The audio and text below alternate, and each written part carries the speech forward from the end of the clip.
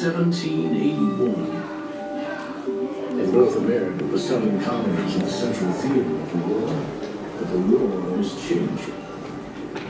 The clash of empires is now global. General Washington is north of New York City. So is French General Comte de Rochambeau, with a force of about 4,000 French troops. The combined Franco-American force is now capable of taking the offensive. Exactly, so America has long hoped the French alliance would produce.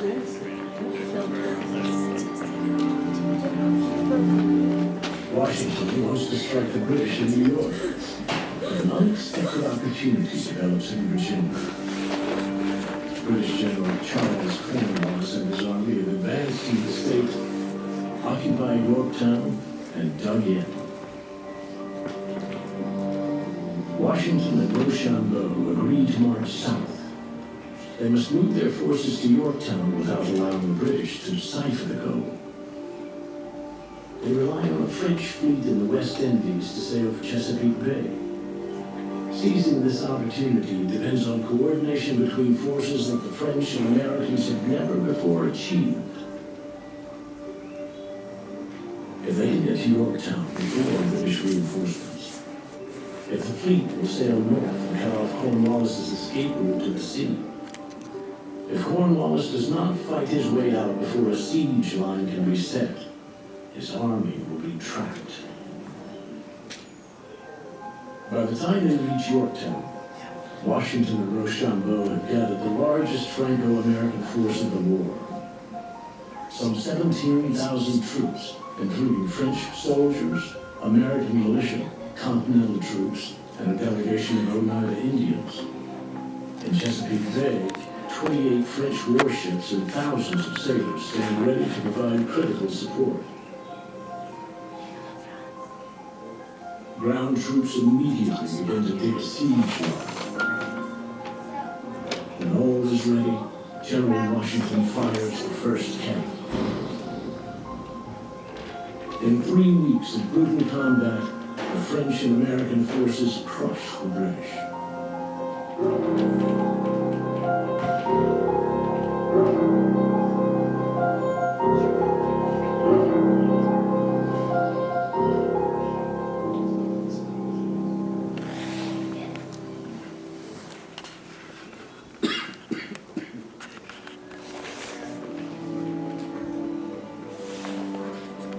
The buildings have been blown to pieces. The cellars are all filled with dead bodies. When I arrived at the beach, I found it strewn with mattresses, blankets, and sheets saturated with blood. The troops went to shore without resistance. Nothing but pillaged houses, ransacked, and full of cadavers. The roads were scattered with bodies, either Negroes or whites. The victory at Yorktown, most Americans believe, will soon lead to American victory in the war.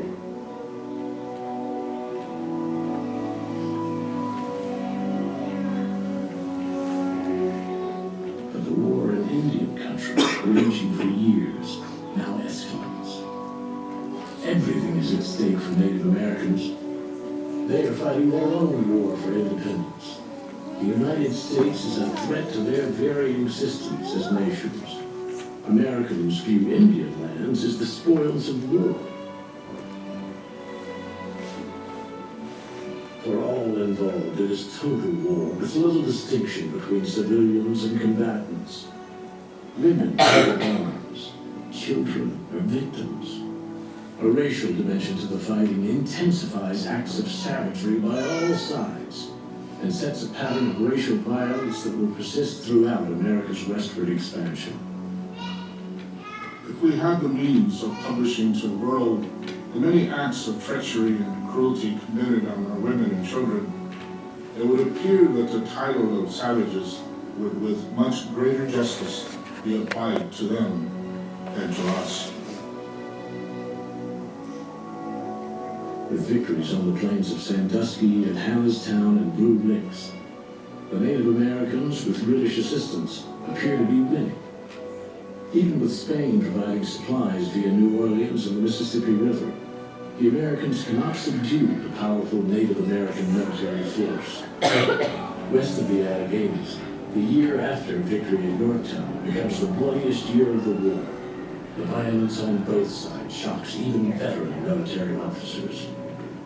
It will be next to impossible to ensure peace with them till the whole of the western tribes are driven over the Mississippi and the lakes, entirely beyond the American lines.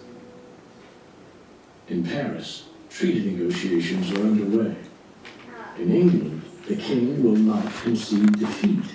But Prime Minister William Pitt the Younger turns the tide with a speech in the House of Commons. With relentless logic, he argues that England is diplomatically isolated, that they now face overwhelming odds. They risk a French and Spanish invasion of England itself. It has long been acknowledged in this House that defensive war must terminate in ruin. Let us feel our calamities. Let us bear them too like men. But, sir, I fear I have too long to The king's friends object. How can they abandon the loyalists? What will happen to the enslaved people to whom they have promised freedom? What about the king's Native American allies? Ultimately, King George III relents.